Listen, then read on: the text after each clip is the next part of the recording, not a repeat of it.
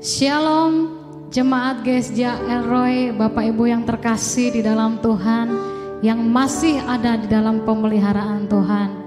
Puji syukur untuk kebaikan Tuhan. Tuhan tetap setia dalam kehidupan kita. Mazmur 63 ayat 1-4 dan ayatnya yang ke-8. Ini adalah Mazmur Daud ketika ada di padang gurun Yehuda. Ya Allah, Engkaulah Allahku, aku mencari Engkau. Jiwaku haus kepadamu, tubuhku rindu kepadamu, seperti tanah yang kering dan tandus, tiada berair. Demikianlah aku memandang kepadamu di tempat kudus, sambil melihat kekuatanmu dan kemuliaanmu. Sebab kasih setiamu lebih baik daripada hidup, bibirku akan memegahkan Engkau. Sungguh Engkau telah menjadi pertolonganku, dan dalam naungan sayapmu aku akan bersorak-sorai. Haleluya, haleluya, haleluya, haleluya. Pujian kita kepada Tuhan. Daud memuji Tuhan, Daud bersorak-sorai, bukan karena dia dalam keadaan sejahtera. Dia ada di padang gurun, di dalam kejaran anaknya Absalom. Tetapi di dalam imannya dia berkata, sungguh Engkau telah menjadi pertolongan bagiku. Jiwaku memuji Engkau. Terima kasih Tuhan. Hari ini kalau kami boleh beribadah dengan satu harapan, iman di dalam hati kami. Kalau sampai saat ini Tuhan tidak akan pernah meninggalkan kami, dan Engkau tetap menatang kami di dalam tangan-Mu. Kami punya kekuatan ketika kami menghampiri hadirat-Mu. Dan demikian juga Tuhan akan menjangkau umat-Mu dimanapun pada saat ini. Kami percaya kekuatan dari Allah itulah yang menghidupkan semangat kami.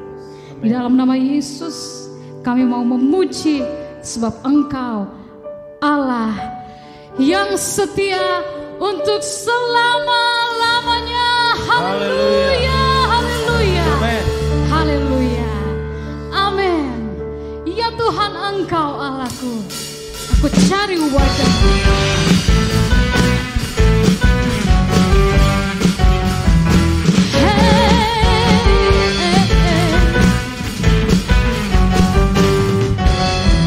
Ya Tuhan, Engkau Allahku, aku mencari wajah-Mu. Jiwaku haus kepadamu, rindukanmu. Pandanglah Dia, ku pandang tempat kudus-Mu, sambil melihat kemuliaan-Mu.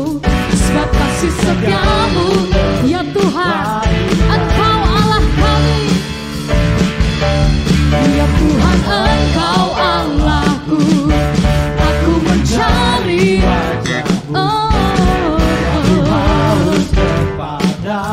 rindukanmu. Ku pandang tempat kudus-Mu, sambil melihat kemuliaan-Mu. Sebab kasih setiamu lebih baik. Mari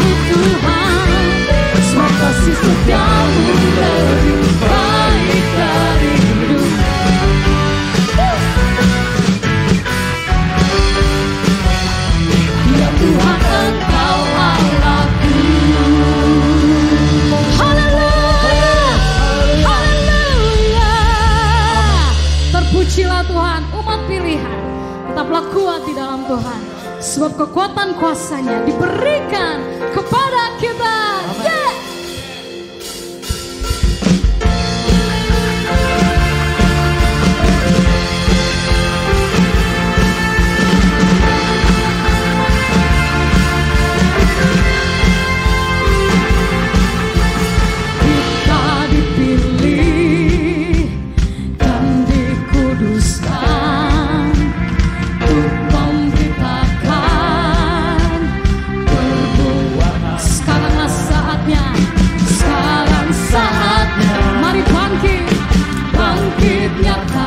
Yesus Raja, Yesuslah Raja, pemenang untuk selamanya.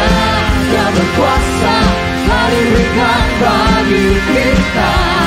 Kerajaannya tak akan tergoncangkan sampai selamanya.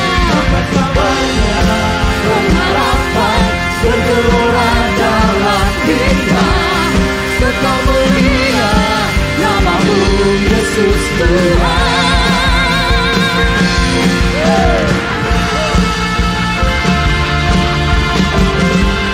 Bangkitkan jiwa-Mu, sebab Yesus bersama-Mu. Kita berdiri dengan kuasa, yes. Sebab Roh yang dahsyat beserta. Sekarang waktunya, sekarang saatnya. Bangkit nyata, Yesus pemenang. Pemenang untuk selamanya.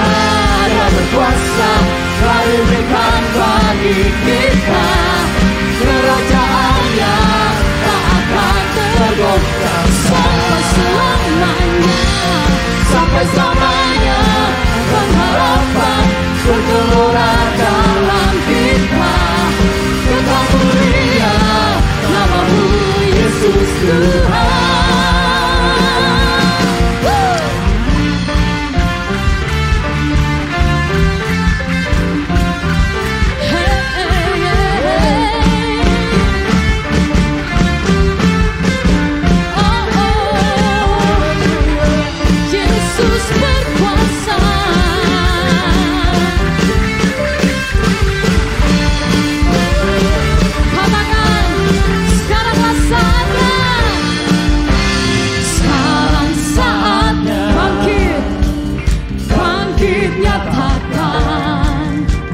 Nama yang besar, Yesuslah. Sekaranglah saatnya, sekarang saatnya.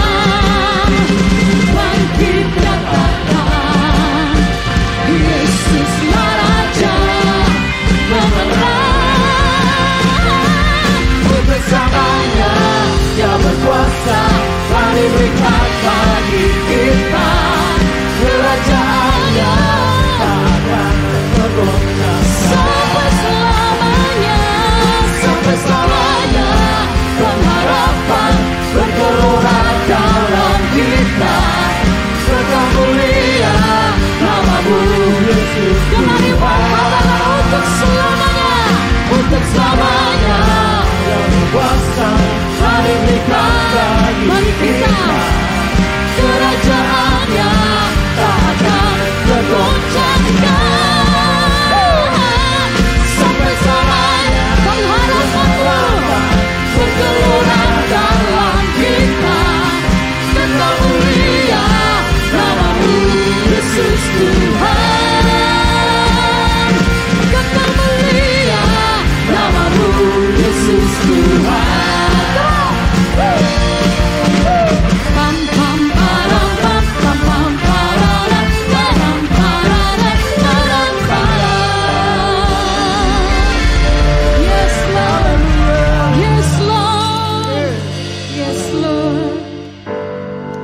Tuhan tetap bekerja dalam hidupmu, saudara yang terkasih.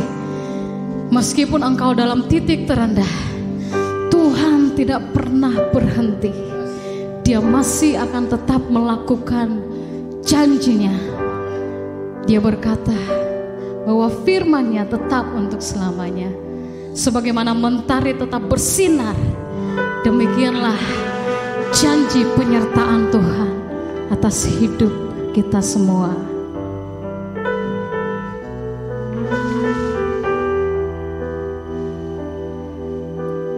Di tengah luasnya samudra, di dalam badai bergelora, Kaulah jangkar hidupku. Tak sekalipun ku goyah. Ada firman-Nya, firman-Mu terangi langkahku, sumber damai dalam hidupku. Aman, ku aman di dalam-Mu. Oh, penyertaan-Mu sempurna, sepasti mentari bersinar, begitu pun janji-Mu. Dalam segala perkara Engkau turut bekerja.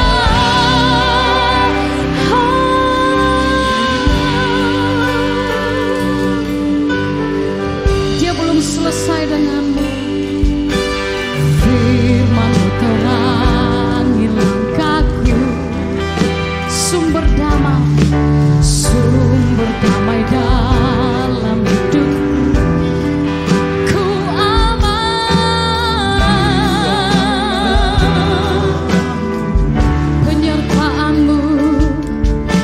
penyertaan-Mu sempurna, sepasti mentari bersinar, begitu ingat janji Tuhan. Dalam segala perkara Engkau turut bekerja.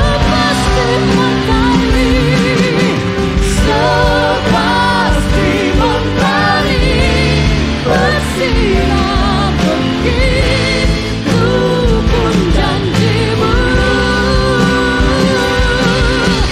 Dalam segala perkara Engkau turut bekerja.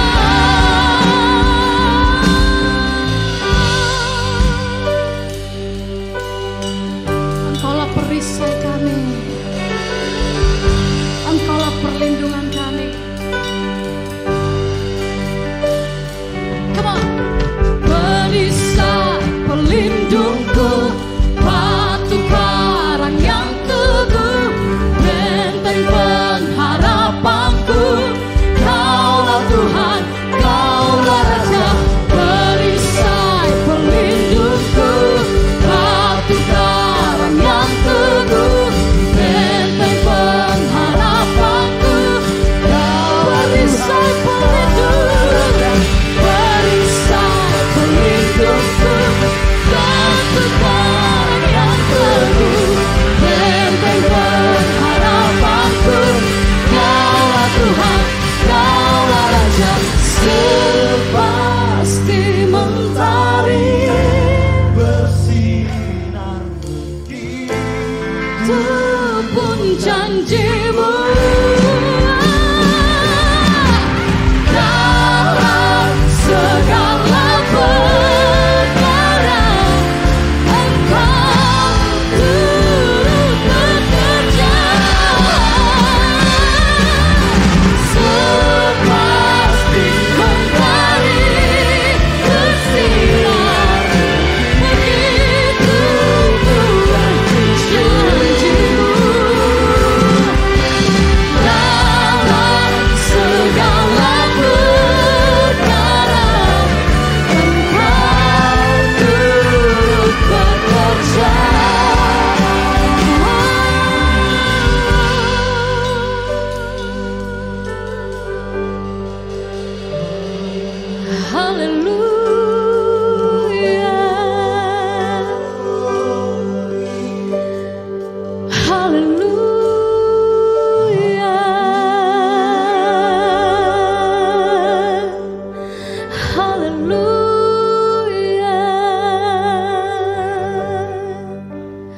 Engkau bekerja Tuhan.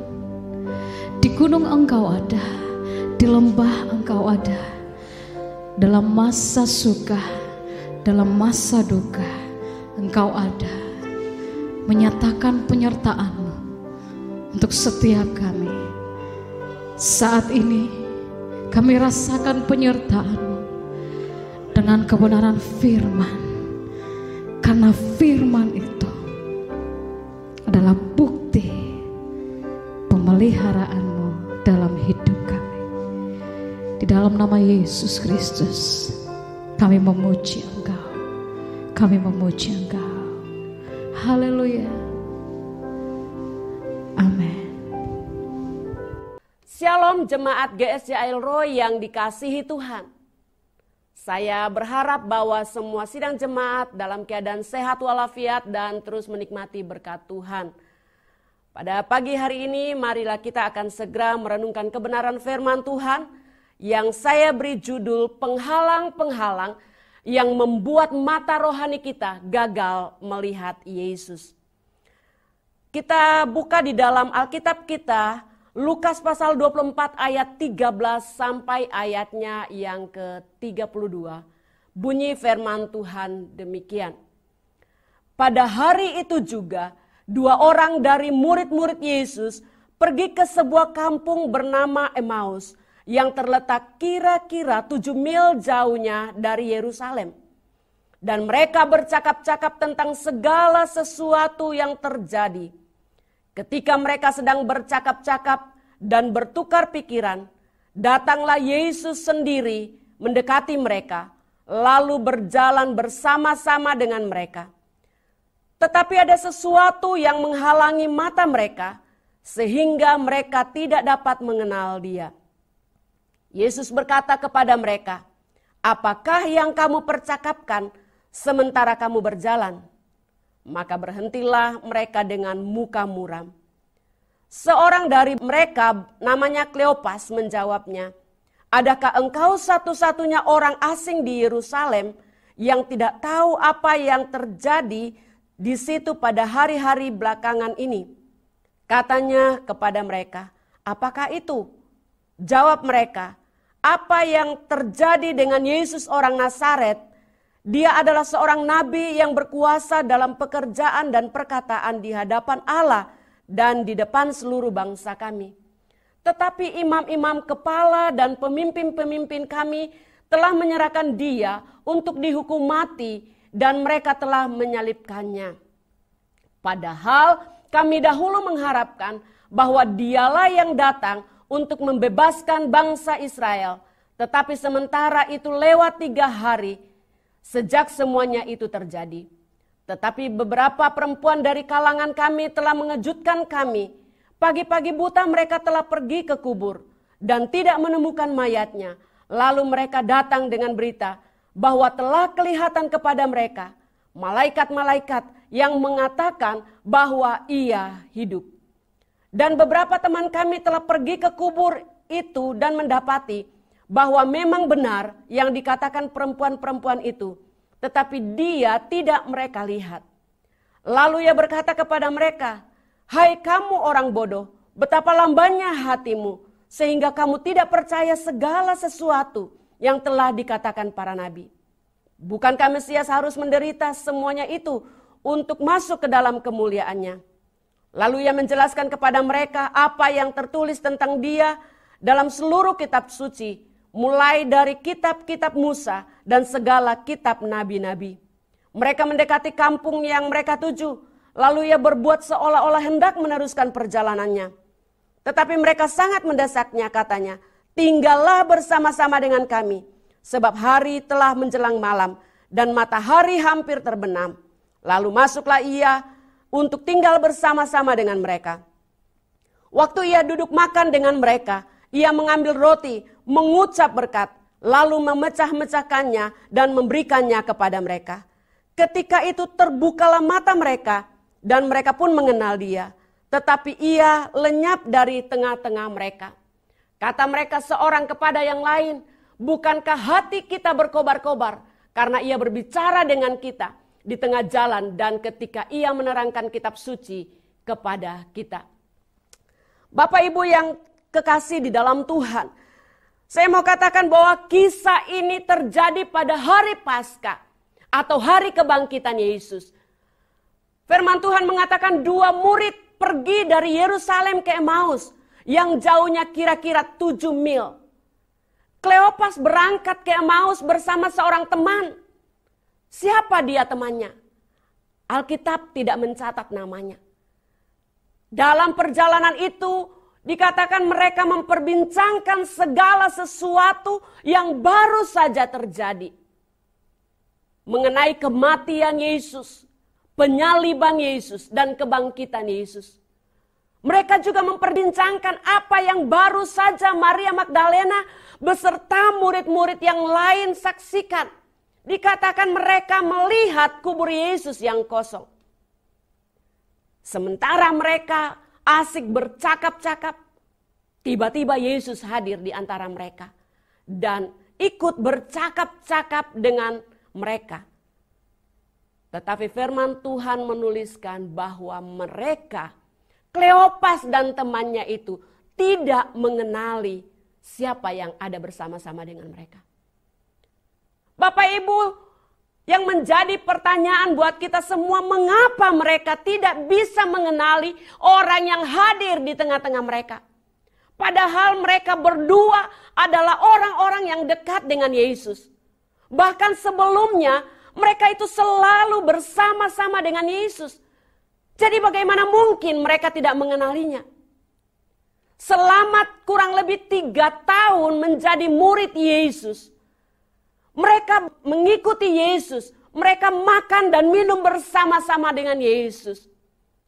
Dan dikatakan bahwa mereka juga menyaksikan banyak mujizat yang telah dilakukan oleh Yesus di dalam pelayanannya. Namun ternyata kebersamaan itu belum cukup bagi mereka untuk mengenali pribadi Yesus lebih dalam. Nah, dalam ayat yang ke-16 kita melihat bahwa ada sesuatu yang menghalangi mata mereka. Dan hari ini kita mau melihat apa sebenarnya yang menutupi mata mereka sehingga mereka dikatakan tidak mengenali Yesus yang hadir, Yesus yang berjalan bersama-sama dengan mereka. Hal yang pertama yang menghalangi mata mereka adalah kesedihan dan duka cita yang mendalam. Kita lihat di dalam ayatnya yang ke-17, dikatakan di situ, maka berhentilah mereka dengan muka yang muram. Nah, bahasa asli atau bahasa Yunani yang dipakai di sini adalah skutropos, yang mengandung arti wajah yang begitu sendu karena kesedihan yang mendalam. Nah, Bapak, Ibu yang terkasih di dalam Tuhan, mereka begitu sedih. Mereka sedih karena kehilangan seseorang yang bukan saja dekat dengan mereka, tetapi juga dikatakan seseorang itu yang mereka andalkan. Karena seseorang itu yang selalu mengayomi mereka, selalu melindungi mereka. Apalagi kematian yang dialami oleh guru mereka, oleh Yesus, dikatakan bahwa kematian yang begitu hina. Dan menurut orang Yahudi, orang yang mati tergantung adalah orang yang terkutuk. Itu bisa dilihat di dalam kitab Ulangan pasalnya yang ke-21 ayatnya yang ke-23. Jadi bagi mereka kematian Yesus itu adalah tragedi. Bapak Ibu yang kekasih di dalam Tuhan, kesedihan atau duka cita bisa membawa seseorang untuk lebih dekat kepada Tuhan. Tetapi ada juga kesedihan atau duka cita yang justru membuat seseorang jauh, bahkan meninggalkan Tuhan. Nah, Pendeta Eka Dharma Putra pernah menulis seperti ini. Air mata tidak hanya bisa mencuci mata kita sehingga kita dapat melihat dengan lebih jelas. Tetapi air mata yang terlalu banyak juga dapat mengaburkan penglihatan kita, membuat kita tidak dapat melihat dengan jelas apa yang kita lihat. Kesedihan dan duka cita yang berlebihan bisa membuat kita gagal melihat Yesus yang hadir dan berkarya di dalam kehidupan kita. Mari kita akan belajar dari seorang yang bernama Joseph Scriven yang menulis sebuah lagu yang berjudul Yesus Ada Sobat Kita. Dikatakan bahwa hidupnya diwarnai begitu banyak tragedi. Sehari sebelum pernikahannya, calon istrinya tenggelam. Dan hal itu membuatnya pindah dari Eropa ke Kanada. Di Kanada, dia sebagai seorang yang melayani Tuhan dengan setia. Ia mendapat berita bahwa ibunya sakit keras. Nah, meskipun dia mengalami kesedihan, meskipun dia mengalami duka cita, tetapi dia tetap menyadari bahwa Yesus hadir dalam setiap persoalan. Yesus hadir dalam kesedihannya. Yesus hadir dalam duka citanya. Lagu Yesus Ada Sobat Kita pada mulanya adalah syair yang lahir pada waktu ibunya sakit keras. Dan ini adalah salah satu bait dari lagunya. Meski banyaklah gelisah, buat hati gemetar, lari saja pada Yesus, sobat kita yang benar. Sobat itu memberi obat jika kita sakitlah. Ia juga beri kekuatan ketika kita lelah. Bapak Ibu, kesedihan dan duka cita adalah hal yang normal bagi semua manusia. Betapapun rohaninya mereka, betapapun rohaninya saudara dan saya. Tapi saya mau berkata bahwa semua orang pasti mengalaminya. Kalau tidak sekarang, pasti suatu saat nanti.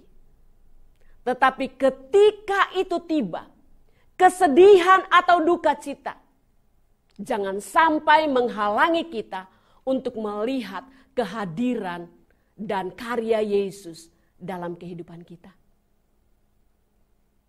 Hal yang kedua yang menghalangi mata rohani mereka adalah kekecewaan karena pengharapan yang hancur. Di dalam ayatnya yang ke-21 dikatakan, padahal kami dulu mengharapkan bahwa dialah yang datang untuk membebaskan bangsa Israel. Kata dulu menggarisbawahi bahwa sekarang saat berjumpa dengan Yesus di Emmaus, pengharapan itu sudah padam sama sekali.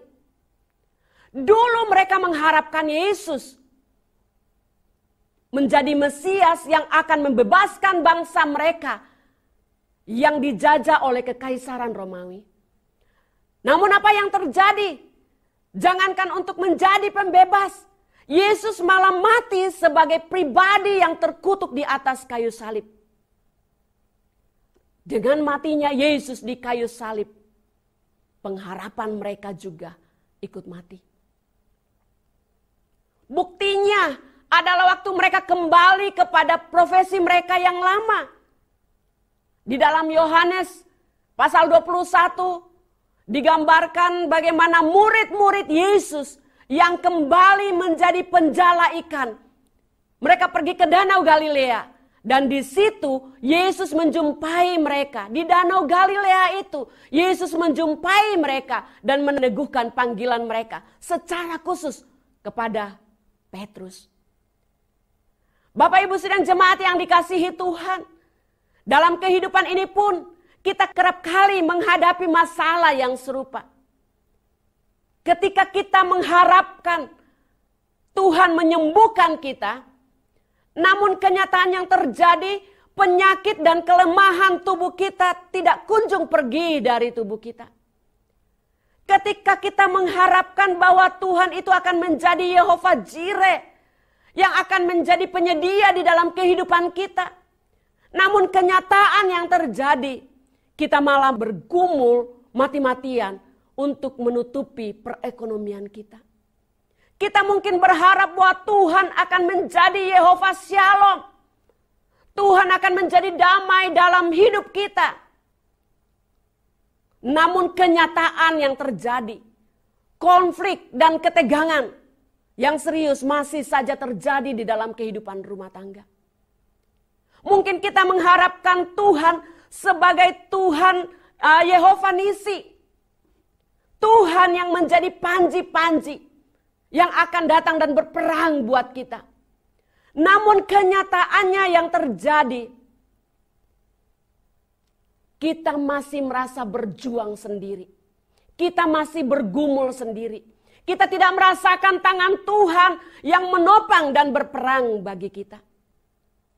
Akhirnya kita jadi kecewa dan bukan saja gagal melihat pribadi dan karya Tuhan di dalam kehidupan kita, namun juga mundur dari pelayanan seperti yang dilakukan oleh murid-murid Tuhan Yesus 2000 tahun yang lalu.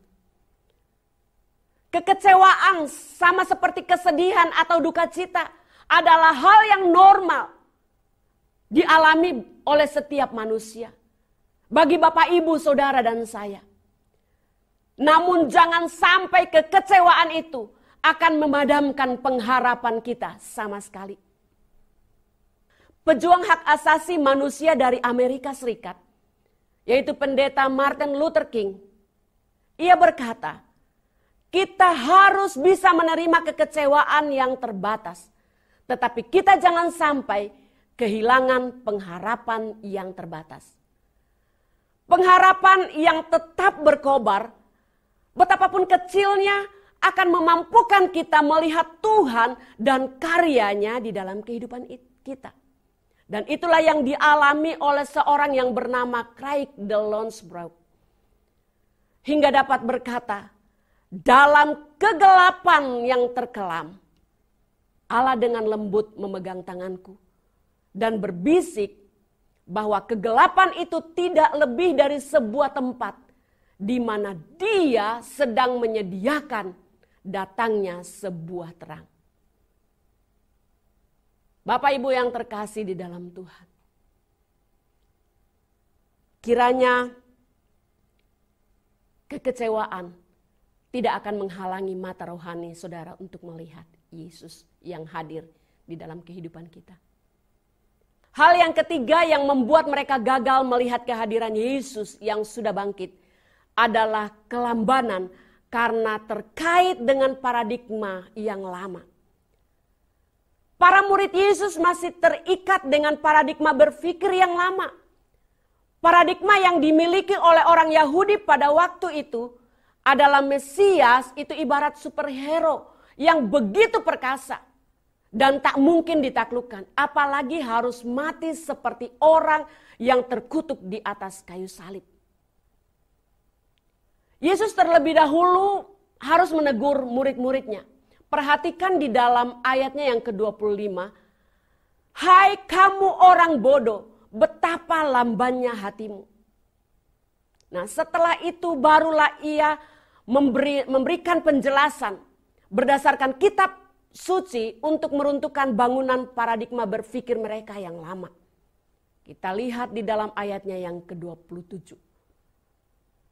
Saya membayangkan Yesus membahas kitab Nabi Yesaya pada waktu itu. Pasalnya yang ke-53. Yang membahas mengenai hamba Tuhan yang menderita. Yang digenapi dalam hidup Yesus. Dan juga Mazmur 16 ayat 10. Yang berbicara mengenai nubuat kebangkitannya dari antara orang mati. Saya yakin juga bahwa Yesus mengingatkan mereka akan perkataan-perkataan yang diucapkan sebelum dia disalibkan.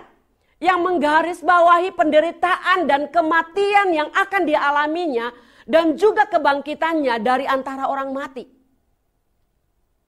Seperti yang tertulis di dalam Matius pasalnya yang ke-12 ayat 40.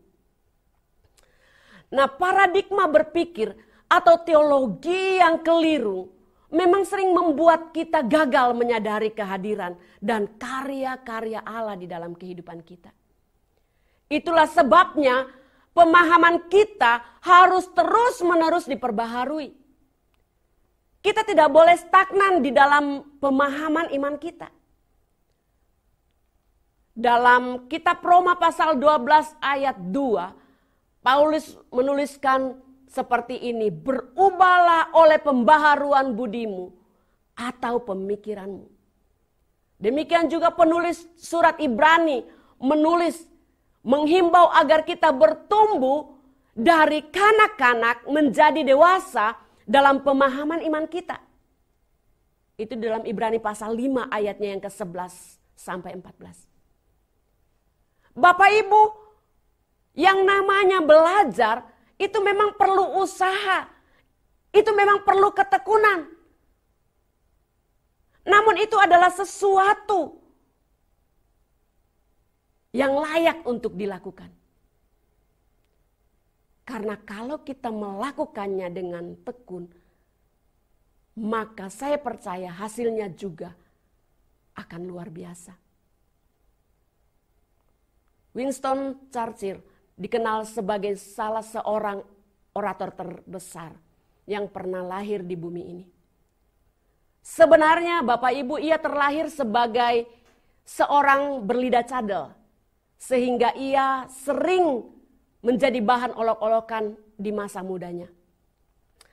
Namun ia tidak menyerah dengan keadaannya. Ia tidak mau terikat dengan paradigma berpikir bahwa orang yang berlidah cadel itu tidak mungkin jadi orator hebat. Nah, dia mengatasi kelemahannya dengan cara belajar. Dia terus belajar menulis naskah dan mengekspresikan pidatonya berkali-kali. Dan kita tahu bahwa dia akhirnya berhasil menjadi orator yang hebat. Mari Bapak Ibu Saudara yang dikasihi Tuhan, kita terus belajar mengenal Tuhan melalui firman-Nya. Karena bila kita melakukannya dengan konsisten, kita akan mengalami apa yang dialami oleh Kleopas dan temannya yang satu pada waktu mereka berjalan di Emmaus. Hatinya berkobar-kobar ketika berbicara kepada kita. Hati muridnya berkobar-kobar, hati Kleopas berkobar-kobar pada waktu Yesus berbicara dengan mereka. Demikian juga kita semua. Waktu Yesus hadir dan bercakap-cakap dengan kita, saya percaya bahwa hati kita juga akan berkobar-kobar dengan kehadirannya. Bapak Ibu, mari kita terus belajar mengenal Tuhan melalui firman-Nya. Bila kita melakukannya dengan konsisten, kita akan mengalami seperti apa yang dialami oleh murid-murid Yesus yang sedang ada di Emmaus. Di sana tertulis, bukankah hati kita berkobar-kobar ketika ia berbicara kepada kita. Nah Bapak Ibu, pasti ada sesuatu yang terjadi di dalam batin kita. Ketika kita mau terus-menerus memperbaharui pikiran kita. Kita akan mampu melihat Tuhan yang menyatakan karya-karyanya di tengah-tengah kehidupan kita yang rapuh. Seperti yang dialami oleh Horatio Spafford. Seorang Kristen yang begitu tekun mempelajari kebenaran firman Allah. Ia merasakan bahwa hatinya berkobar-kobar oleh damai sejahtera Tuhan. Meskipun dia mengalami kenyataan hidup yang begitu pahit, di mana keempat anaknya yang tewas dalam kecelakaan kapal laut. Di tengah-tengah duka, kehadiran Tuhan yang begitu nyata dalam hidupnya membuat Horatio sanggup menulis kata-kata seperti ini. Ketika damai seperti aliran sungai menyertai hidupku. Ketika duka cita menghantam seperti gulungan ombak yang tinggi. Kau ajarku mengingat firman-Mu. Nyamanlah, nyamanlah jiwaku. Bapak Ibu yang terkasih di dalam Tuhan. Pagi hari ini kita sudah melihat penghalang-penghalang yang membuat mata rohani mereka tidak mengenali guru mereka yang hadir pada saat itu. Mungkin juga menjadi penghalang-penghalang bagi mata rohani saudara dan saya untuk melihat kehadiran Yesus. Oleh sebab itu, pada pagi hari ini, mari kita berdoa. Kiranya Tuhan akan menolong kita. Meskipun ada kesedihan, ada duka cita, ada kekecewaan. Dan mungkin kita lamban. Tetapi biarlah saat ini kita datang kepada Tuhan. Dan buktikan kehadirannya di dalam kehidupanmu. Mari kita berdoa. Bapa di surga, terima kasih untuk kebenaran firman Tuhan yang kami pelajari pada saat ini. Hamba berdoa kiranya Engkau akan menolong kami semua yang mendengarkan kebenaran ini. Agar bisa mengoreksi hati kami. Kalau murid-murid Tuhan Yesus yang sudah selalu bersama-sama dengan Yesus setiap saat. Masih bisa tidak mengenali kehadiran Yesus. Demikian juga kami Tuhan. Kami berdoa di dalam keseharian kami. Meskipun kami sudah lama menjadi orang-orang Kristen. Tetapi waktu Engkau hadir, mata kami masih terselubung, mata kami tidak bisa mengenali Engkau. Oleh sebab itu Tuhan, sebagaimana Engkau mencelikkan mata rohani murid-murid-Mu, sebagaimana Engkau mencelikkan mata rohani Kleopas dan temannya, demikian juga pada saat ini kiranya Engkau mencelikkan mata rohani kami, agar kami akan merasakan kehadiran-Mu. Kami mengenali Engkau sebagai Allah yang akan menolong kami, sebagai Allah yang akan memberkati kami. Tuhan, teguhkan firman-Mu di dalam kehidupan jemaat-Mu pada saat ini. Dan biarlah kiranya mereka akan semakin kuat di dalam Engkau. Mereka bisa bertumbuh ke arah Engkau. Terima kasih Bapa. Terpujilah nama-Mu, di dalam nama Yesus kami sudah berdoa dan mengucap syukur. Haleluya. Amin.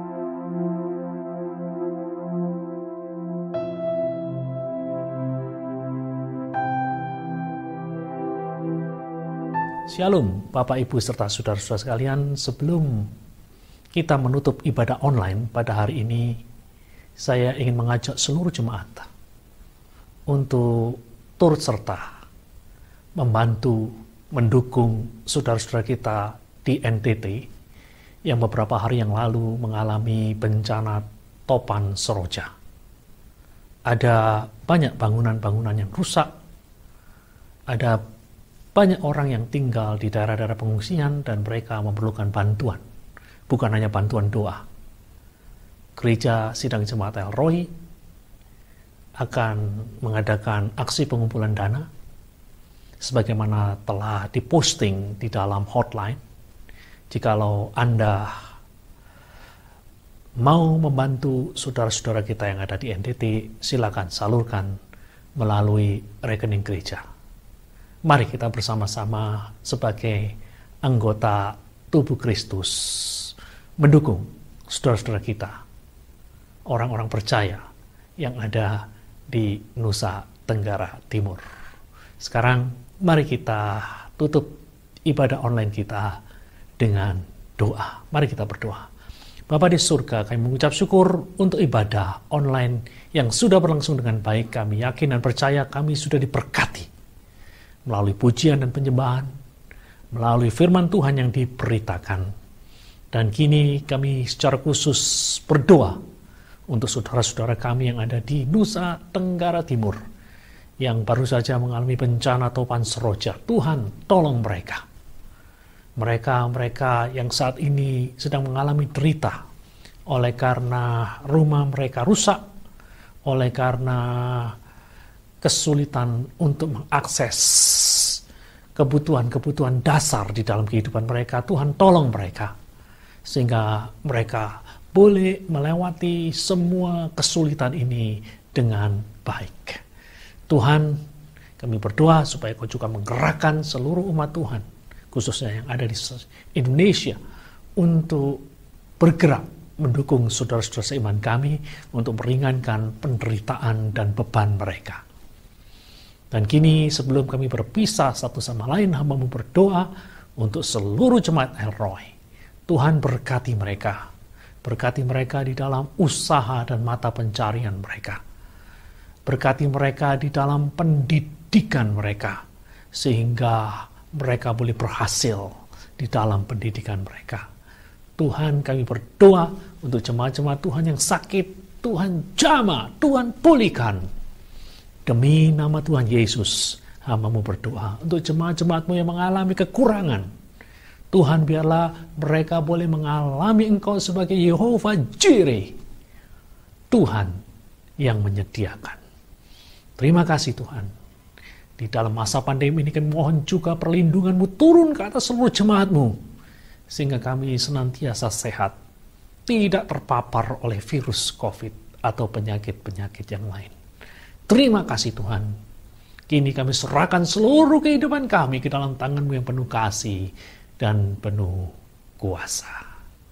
Kini jemaat yang dikasihi Tuhan, angkatlah kedua tangan-Mu dan terimalah berkat dari Tuhan. Tuhan memberkati dan melindungi engkau. Tuhan menyinari engkau dengan wajah-Nya dan memberimu kasih karunia. Tuhan menghadapkan wajah-Nya kepadamu dan memberimu damai sejahtera. Demi nama Tuhan Yesus, semua yang percaya berkata, amin.